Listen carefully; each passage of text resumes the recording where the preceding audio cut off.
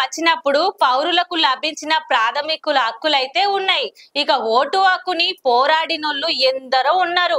రాజ్యాంగం మనకు ఇచ్చిన హక్కు ఓటు. దాని విలువ సామాన్యుడికి తెలవలే.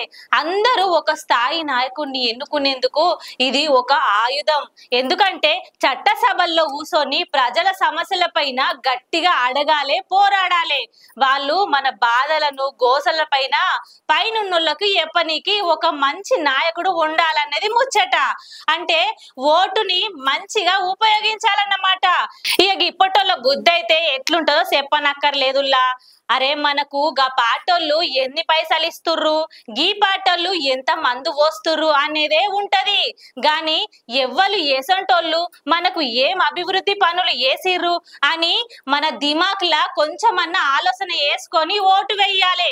గీ మంగమ్మ ఒక మాట చెప్తది, గుర్తు పెట్టుకోర్రి. ఓటుని అమ్ముకునేవాడు గీ భూమి మీద శుద్ధ శవటలే అనొచ్చు.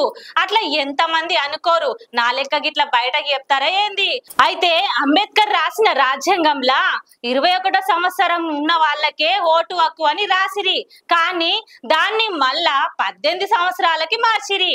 1988లా రాజీవ్ గాంధీ ప్రభుత్వం హయాంలా 61వ రాజ్యాంగ సవరణ చేసి 21ని 18కి వేసిరంట.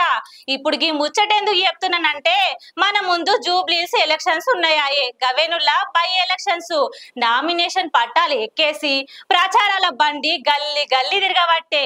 ఇగేముంది, మన మెదడుకి కాస్త పని పెట్టుర్రి. జూబ్లీస్ బరిలో రేసు గుర్రాలు ఫస్ట్ అంటే ఫస్ట్ కాంగ్రెస్ ఉంది.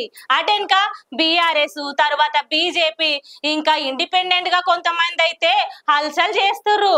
గదేనుల్లా బర్రెలెక్క కాపోద్దొచ్చి అడవిడి వేసే కదా, గట్లనే కొంతమంది పోటీకి దిగబట్టిర్రు. అయితే అసలైన పోటీ ఎవరికున్నదో ఇక మీకు చెప్పనక్కర్లేదుల్లా. ఇక వాళ్ళందరిలా ఎవరుంటారో ఆలోచించి ఎన్నుకోర్రి.